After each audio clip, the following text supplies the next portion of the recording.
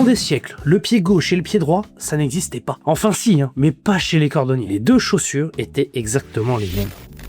Jusqu'au début du 19e siècle, les chaussures étaient fabriquées sous forme droite. On appelait ça des straight last. Oh, j'adore mon accent. La chaussure gauche et la chaussure droite étaient du coup strictement identiques. Même forme, même volume, même cambrure. Quand vous achetiez une paire, vous pouviez inverser les deux pieds sans aucune différence. Certains le faisaient même exprès pour user les chaussures parfaitement de la même manière. Le problème, le pied humain n'est absolument pas symétrique. Résultat, ampoule, douleur, et parfois des déformations du pied. Le changement arrive au 19e siècle, vers 1817 à Philadelphie. Un cordonnier nommé William Young commence à fabriquer les premières fentes séparées. Une pour le pied gauche, une pour le pied droit. Mais la vraie révolution arrive avec l'industrialisation. Vers 1850, les fabricants commencent enfin à distribuer les deux pieds. Même l'armée américaine portait avant cela encore des bottes symétriques. Les soldats devaient marcher des centaines de kilomètres pour qu'au bout d'un moment, le cuir se déforme et commence à créer un pied gauche et un pied droit. Aujourd'hui, ça paraît évident, mais pendant des siècles, ce n'était pas la chaussure qui s'adaptait à l'homme. C'était l'homme qui déformait la chaussure pour pouvoir marcher. Saviez-vous que la chaussure la plus élégante du monde était à l'origine un scandale?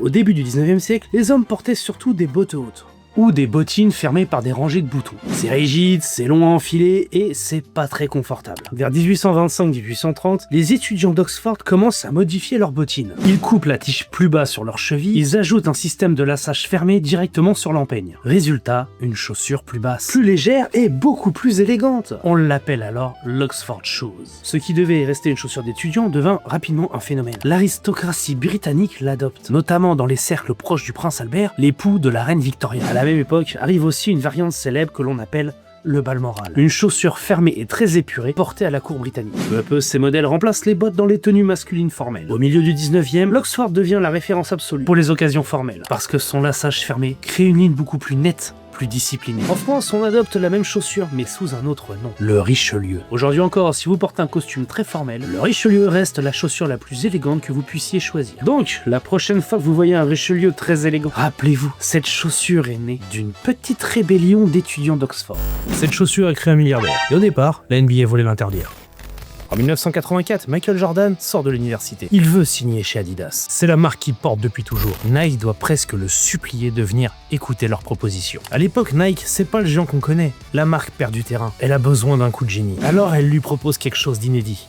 Pas un contrat, non. Une marque entière à son nom. La Air Jordan est née. Le problème, la NBA impose des chaussures majoritairement blanches. Et la paire rouge et noire ne respecte pas du tout le code couleur officiel. La Ligue menace d'interdire la chaussure et inflige une amende à chaque match. Mais Nike décide de payer à chaque match et transforme cette interdiction en arme marketing. Le slogan « Banned » d'un simple règlement sportif, Nike crée une chaussure rebelle. La première année, Nike espérait en vendre pour 3 millions de dollars. Ils en font 126 millions la première année. La Air Jordan 1 ne devient pas une basket, elle devient un symbole. Aujourd'hui, Michael Jordan touche encore des royalties pour chaque paire vendue, des années après sa retraite. Ceci n'est pas une histoire de sport, c'est une histoire de pouvoir. La chaussure n'était pas un produit, c'était un levier. Et depuis ce jour-là, la chaussure est devenue un symbole. Plus qu'un objet, un signal. Un simple éclat rouge sous un talon suffit à faire taire une pièce entière. Cette couleur a transformé un talon en symbole de domination. Ce n'est pas de la mode, c'est du pouvoir. Au départ, c'est presque accidentel. Un prototype trop fade, un flacon de vernis rouge, un geste impulsif. Christian Louboutin comprend immédiatement ce qu'il vient de créer. Le rouge n'est pas neutre, c'est la couleur du sang, du désir, de l'interdit. Et surtout, le rouge se voit quand une femme marche, pas quand elle est immobile. À chaque pas, un flash apparaît. Sur les tapis rouges, aux Oscars, aux Met Gala, les photographes captent le détail. Madonna, Jennifer Lopez, Rihanna. La semelle rouge devient une arme visuelle. Ce n'est plus une chaussure, c'est une déclaration. Le génie n'est pas seulement esthétique, il est stratégique. La marque n'est pas sur le dessus, elle est en dessous. On la voit pas toujours, mais quand elle apparaît, on sait exactement ce que c'est. Dans un monde saturé par les logos, Louboutin crée un signe. Un code qui est réservé à celles qui peuvent se le permettre. Comme tout vrai luxe, il exclut plus qu'il inclut. On croit que c'est une semelle, mais en réalité, c'est un symbole parfaitement placé. Sous le pied, là où personne ne regarde, jusqu'à ce que tout le monde regarde. Le vrai luxe, il ne se montre pas. Il se devine. On vend le Made d'Italie comme le sommet absolu du soulier. Mais en réalité, l'Italie n'est même plus dans le top mondial en volume.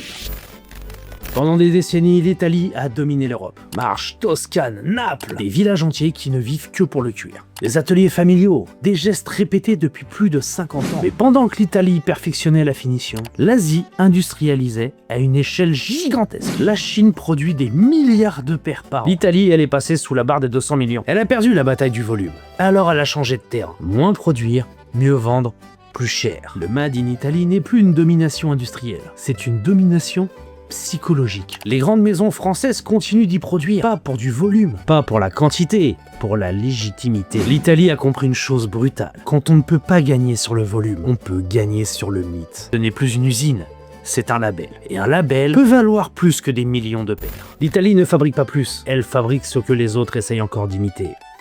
Le prestige. Dans les années 70, certaines chaussures avaient un aquarium dans le talon. Oui, vraiment.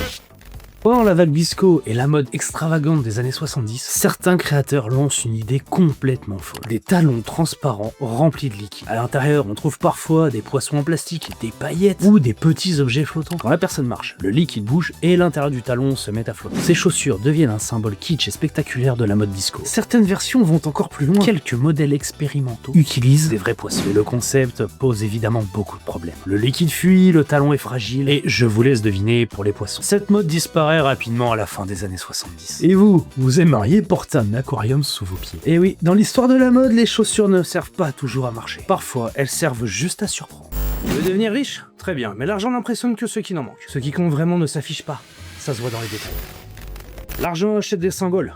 Le niveau, lui, il impose des règles. Dans un cercle vraiment fermé, on ne regarde pas ce que vous exposez. On regarde ce que vous entretenez. Une chaussure impeccable n'est pas esthétique, elle est disciplinaire. Brosser, hydrater, ressommer régulièrement. Pas pour impressionner, pour signaler une constance. Les nouveaux riches veulent être vus. Les installés, eux, n'ont rien à prouver. Et la crédibilité commence là où la plupart des gens relâchent leurs efforts. Dans un environnement où se prennent des décisions vraiment importantes, on ne cherche pas à admirer, on cherche à trier. On ne demande pas combien vous gagnez, on évolue comment vous êtes structuré. Une chaussure négligée ne vous rend pas incompétent.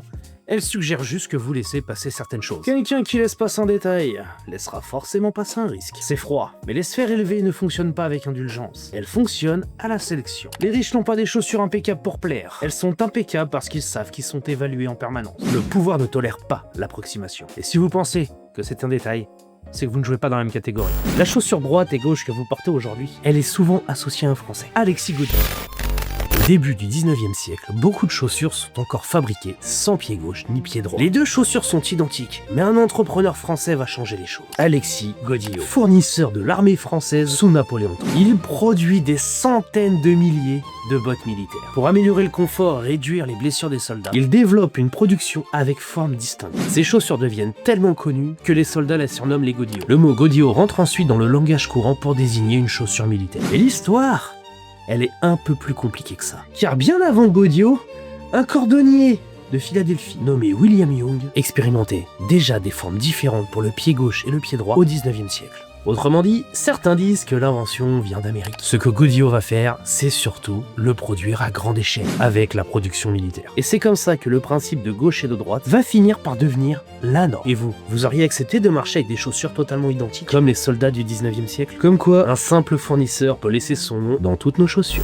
Les talons hauts étaient symboles de guerre, et les rois les portaient pour montrer qu'ils dominaient. Au XVIIe siècle, le talon n'a rien de féminin. Il vient des cavaliers perses. Il sert à tenir fermement dans les étriers. Autrement dit, à combattre. Quand cette mode arrive en France, elle est récupérée par l'aristocratie. Porter des talons signifie une chose. Je ne marche pas, je monte à cheval. Je ne travaille pas, je commande. Louis XIV comprit le message et il imposa les talons rouges à sa cour. Seuls les hommes proches du pouvoir pouvaient les porter. Et la hauteur devient un outil politique. À l'époque, plus votre talon est haut, plus votre rang est élevé. Ce n'est pas une question d'esthétique, c'est une question d'autorité. Le talon élève physiquement et symboliquement. Ce que nous appelons aujourd'hui féminin était hier un code de domination masculine, comme quoi l'histoire de la mode a toujours été pleine de retournements. Le pouvoir a toujours commencé par les pieds. Et parfois, simplement, il change de camp. Dans les années 70, Chuck Norris avait un problème. Ses coups de pied détruisaient ses bottes plus vite que ses adversaires.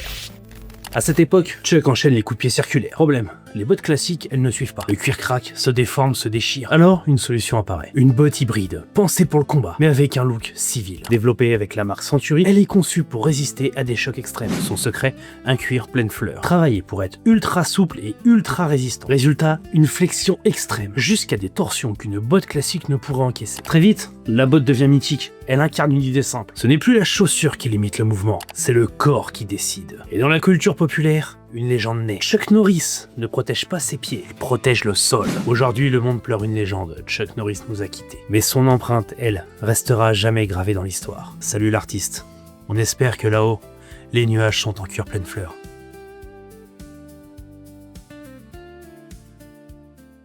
Saviez-vous qu'une guerre est à l'origine des deux plus grandes marques de sport au monde, Adidas et Puma? Pas une rivalité, non, une guerre fraternelle. Année 1920, Allemagne. Adolf Dassler fabrique des chaussures de sport dans la buanderie de sa mère. Son frère Rudolf lui les vend. L'un crée, l'autre négocie. En 1924, ils fondent ensemble leur usine. 1936, Jeux Olympiques de Berlin. Jesse Owens remporte 4 médailles d'or avec leurs chaussures aux pieds. Le monde entier regarde, les deux frères sont au sommet. Puis arrive la guerre, le parti nazi, les soupçons, les accusations. La méfiance s'installe dans l'usine, et même dans la famille. Une nuit, dans un abri anti-bombardement, Adi aurait dit: les salauds sont de retour. Il parlait des avions. Rudolf pensait qu'il parlait de lui. Dans une famille déjà déchirée, une phrase suffit. Après ça, il n'y eut plus de frères, seulement 2 ennemis. En 1948, ils se séparent. Ils divisent l'usine, les employés choisissent leur camp. Rudolf fonde Puma, Adi fonde Adidas en 1949. Leur ville, Herzogenaurach, désolé pour la prononciation, devient un territoire coupé en deux. On regarde d'abord les chaussures avant de serrer les mains. On sait dans quel camp vous êtes avant même que vous parliez. Chaque athlète signé est une provocation. Chaque victoire est une revanche. La rivalité locale devient mondiale. Quand vous voyez 3 bandes ou un félin bondissant, vous voyez un logo. En réalité, vous regardez une guerre qui ne s'est jamais arrêtée. Elle a juste changé de terrain, des tranchées familiales au stade du monde entier. Hé, tu as l'argent, mais ça veut pas dire qu'on va te le vendre.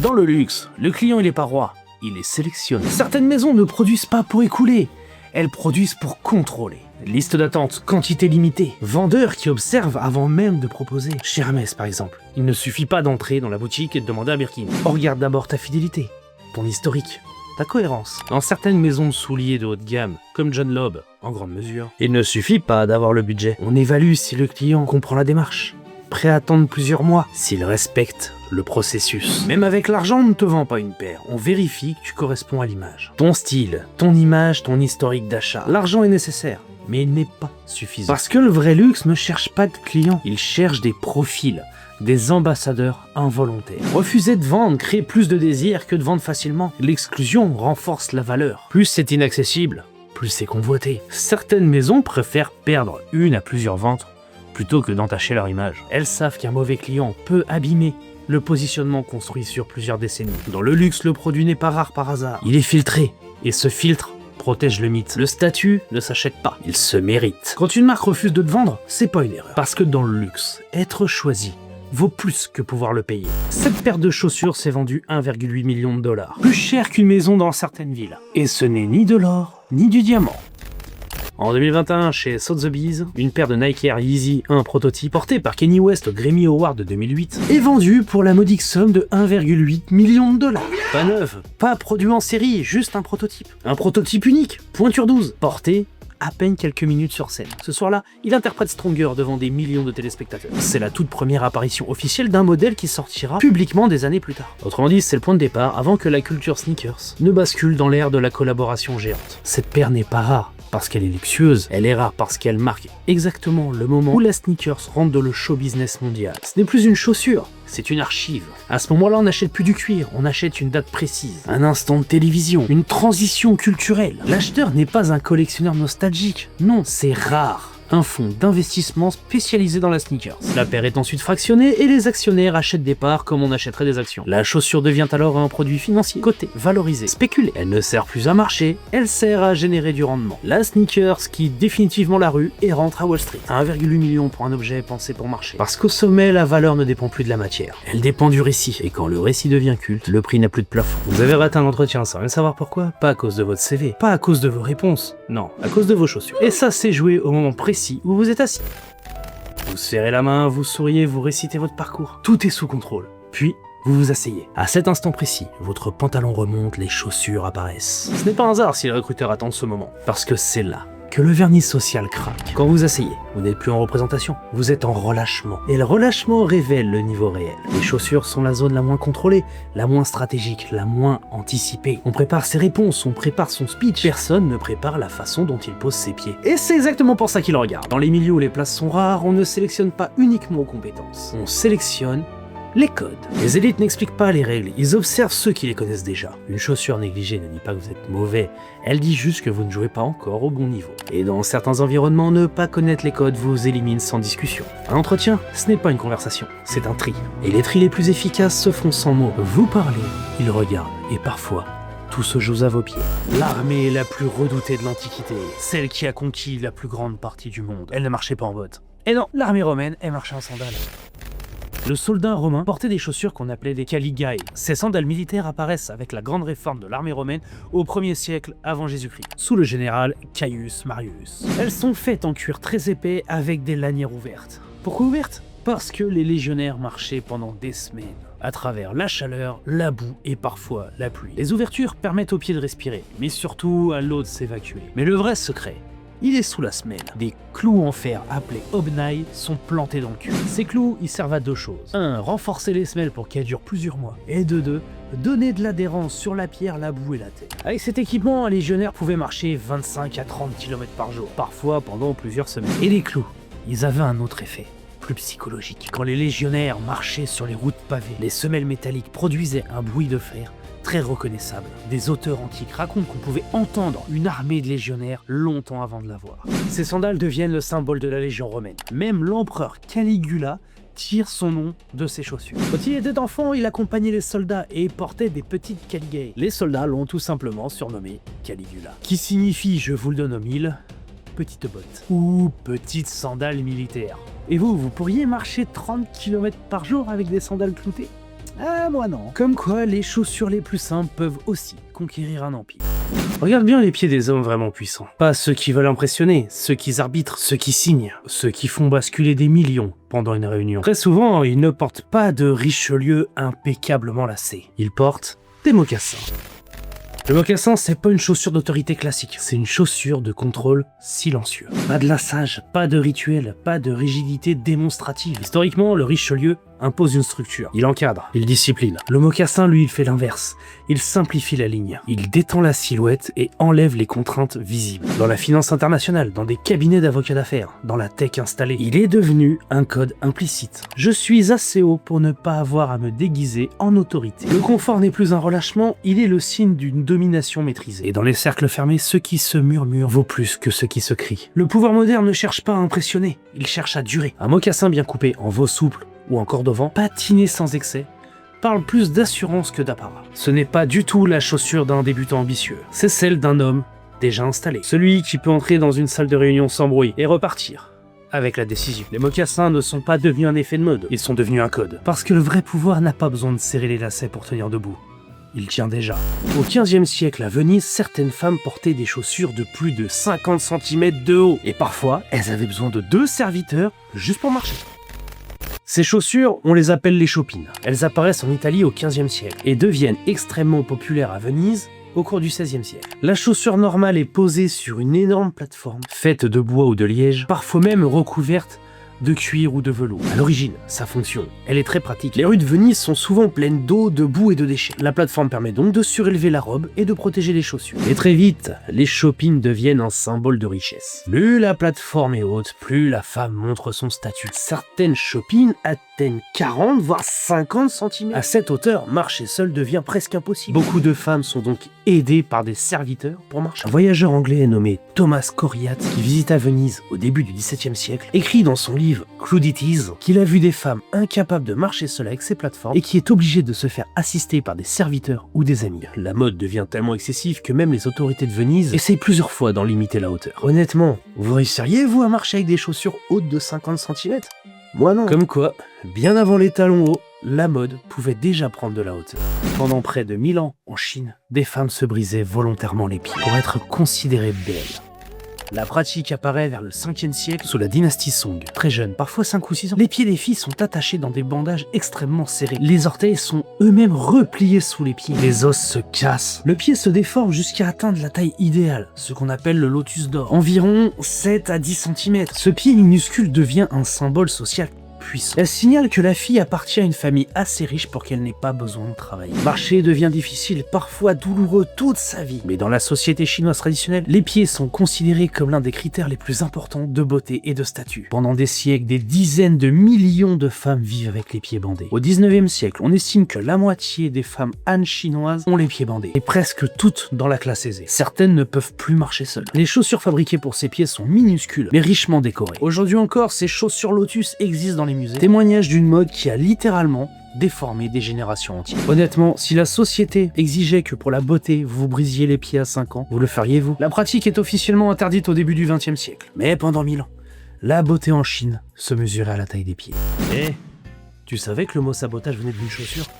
Pendant des siècles, les paysans et les ouvriers européens portaient des sabots en bois. Ils étaient solides, bon marché et très utilisés à la ferme et dans les premières usines. Au 19e siècle, avec l'industrialisation, des milliers d'ouvriers se retrouvent dans les nouvelles usines textiles. Il faut savoir que le mot saboter existe déjà. Il signifie marcher bruyamment avec des sabots ou faire un travail bâclé. À la fin du 19e, le mot commence à être utilisé pour parler d'actions qui ralentissent ou perturbent le travail en usine. Une histoire populaire raconte que certains ouvriers jetaient des souliers en bois dans les machines pour bloquer les rouages. Le mot saboter apparaît clairement dans les textes à la fin du 19e siècle. Il est notamment utilisé par les premiers syndicats et les mouvements ouvriers français. Dans le dictionnaire Larousse de 1897, le mot signifie déjà le fait de vouloir détériorer volontairement une machine ou un outil. Les historiens débattent encore sur l'histoire des sabots jetés dans des machines. Mais une chose est sûre, le mot sabotage vient bien des sabots en bois. Dites-moi, vous connaissiez vous l'origine de ce mot? Vous voyez comme quoi qu'une simple chaussure peut elle aussi rentrer dans l'histoire des mots. Eh, si je suis devant vous pour parler chaussures, c'est en grande partie à cause de lui. Hugo Jacomet est un écrivain et créateur français spécialisé dans l'élégance masculine. Il est surtout connu pour son blog Parisian Gentleman lancé en 2009, qui a largement contribué à populariser la culture du costume et du soulier classique en France. Mais son intérêt pour la chaussure, il ne vient pas de nulle part. Dans sa famille, le métier existe déjà. Son grand-père était bottier. Très jeune, il fut donc exposé au monde du cuir, des formes et du travail artisanal. À une période de sa vie, il passait régulièrement devant les vitrines d'un grand chausseur parisien. Une paire de souliers le fascinait complètement. Il n'avait pas les moyens de se la payer, mais il venait la regarder encore et encore. Pour lui, cette paire représente le vrai monde du soulier, le cuir, la forme, l'artisanat. Quelques temps plus tard, il réussit enfin à s'offrir sa première vraie paire. Et cette fascination ne le quitta plus. Cette fascination va devenir une vraie passion et va devenir son métier. Parisian Gentleman et sa chaîne Sartorial Talk en anglais et Discussion Sartorial en français, Jacomet explique les règles de l'élégance masculine. Costume, chemise, mais surtout les chaussures. Parce que pour lui, un homme peut porter un beau costume, mais ce sont souvent les souliers qui relèvent le vrai niveau d'élégance. Et vous, la première fois qu'une paire de chaussures vous a vraiment marqué, vous vous en souvenez? Parfois, une simple paire vue dans une vitrine peut changer toute une vie. Et tu penses avoir atteint un drop? En réalité, tu n'as jamais eu la moindre chance.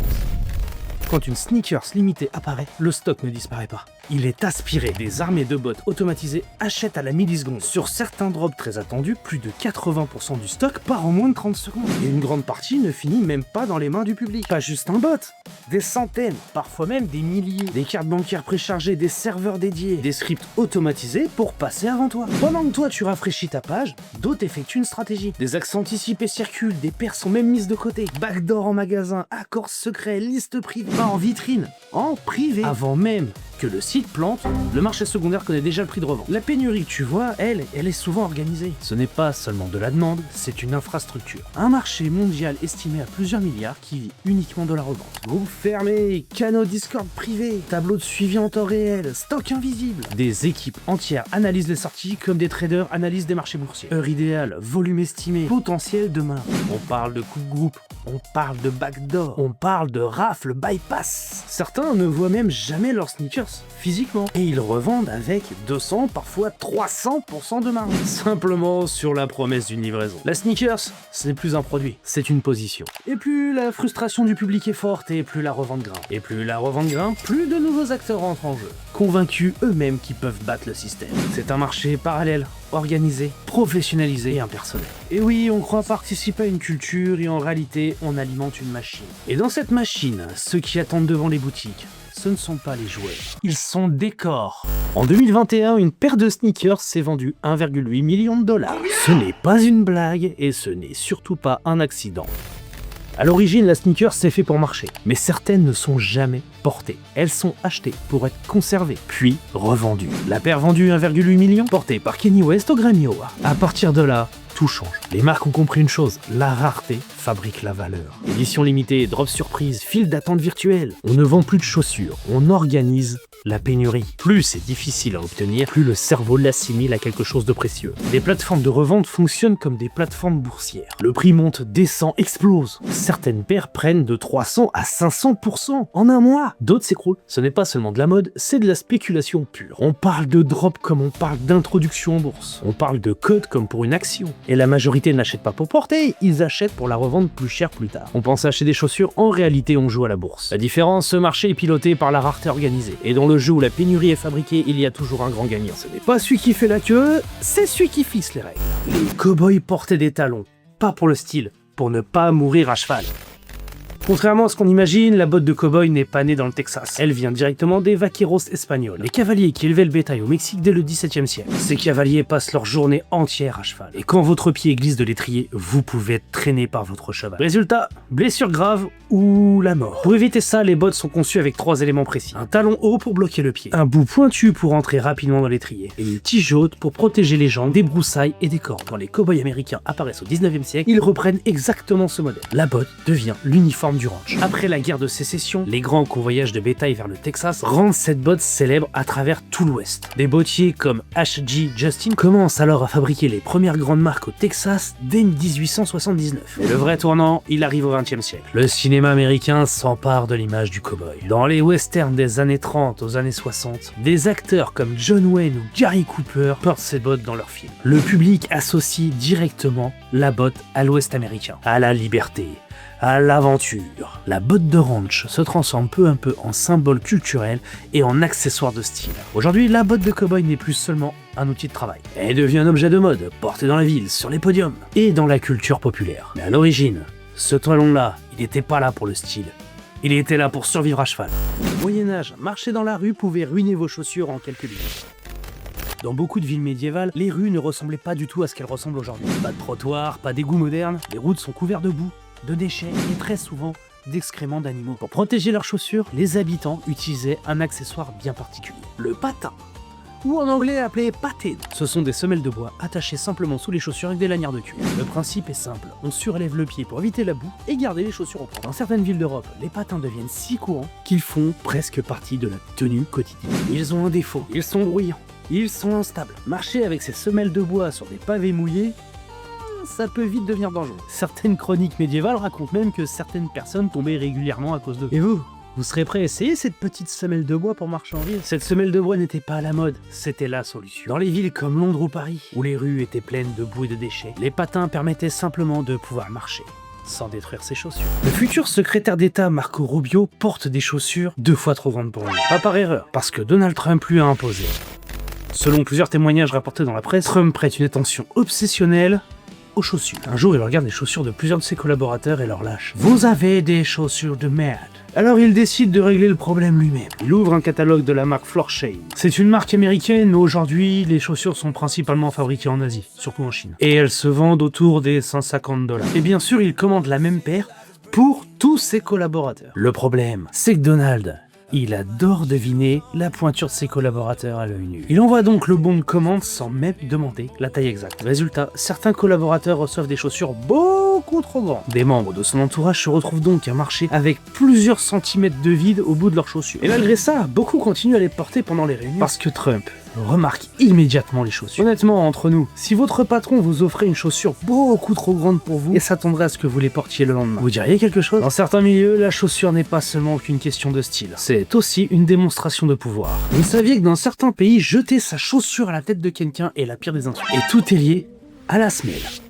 Dans plusieurs cultures du Moyen-Orient ou d'Asie, la chaussure est associée à ce qui touche le sol, la poussière, la saleté et de ce qu'il y a de plus bas. Montrer sa semelle à quelqu'un peut déjà être considéré comme un manque de respect. Et jeter sa chaussure sur quelqu'un, ça va encore plus loin. C'est une façon de dire tu ne vaux pas plus que ce qu'il y a sous mes pieds. Le monde entier découvre ce symbole en 2008, souvenez-vous. Lors d'une conférence de presse à Bagdad, un journaliste irakien lance ses chaussures sur le président George W. Bush. L'image fit le tour du monde. Dans de nombreux pays, le geste est compris immédiatement. C'est une humiliation publique. Vous saviez que montrer sa semelle pouvait être considéré comme une insulte? Comme quoi, une simple chaussure peut faire beaucoup plus que marcher. À la Renaissance, certaines personnes portaient des chaussures larges comme des assiettes. Et plus elles étaient larges, plus vous étiez puissant. Au XVIe siècle, une mode étrange apparaît en Europe, appelée Duck-Billed Shoes ou Beer Paw Shoes. Oh, j'adore toujours mon accent. Leur particularité? Un bout extrêmement large, qui peut atteindre plus de 15 cm. La silhouette ressemble beaucoup à une patte d'ours. Cette mode devient populaire à la cour du roi d'Angleterre Henri VIII. Comme souvent à la cour, les nobles copient le roi et les chaussures deviennent de plus en plus larges. Le problème, c'est que ces chaussures deviennent tellement larges qu'elles en deviennent impraticables. Difficile de marcher vite, impossible de monter à cheval. La mode devient tellement excessive que vous connaissez. Certaines autorités commencent à limiter leur taille. Parce qu'à force de vouloir montrer son statut, les chaussures deviennent complètement absurdes. Et vous porteriez une chaussure large comme une assiette pour montrer votre statut au monde? Moi non. À la Renaissance, les chaussures n'étaient pas du tout faites pour marcher. Elles étaient faites pour montrer son pouvoir. On vous a menti sur le cuir véritable. Alors ça sonne premium, oui, mais en réalité, c'est l'entrée de gamme. Le cuir, ce n'est pas une seule qualité. C'est une hiérarchie. Tout en haut, on a le cuir pleine fleur, la partie la plus dense, la plus résistante, la plus durable. En dessous, on trouve le cuir corrigé, foncé, retravaillé, uniformisé. Et tout en bas, il y a ce qu'on appelle souvent le cuir véritable. Un terme légal, mais complètement flou, qui peut simplement vouloir dire qui vient d'un animal. Parfois, c'est même du cuir reconstitué, des fibres broyées, collées, compressées. Le problème, c'est que le mot véritable y rassure. Il donne l'impression de qualité, alors que techniquement, il n'en est presque rien. Le cuir pleine fleur, lui, peut durer des décennies. Le cuir bas de gamme, quelques années, parfois moins. Ce n'est pas le mot qui fait la qualité, c'est la partie de la peau et la façon dont elle est travaillée. Vous pensiez acheter du haut de gamme quand vous lisiez cuir véritable? Dans le cuir, ce n'est pas ce qui est écrit qui compte, c'est ce qui est caché. Vous pouvez mentir avec vos mots, pas avec vos chaussures. Avant même que vous parliez, avant même la poignée de main, le regard descend. C'est inconscient, on scanne toujours de bas en haut. Les chaussures disent une chose simple.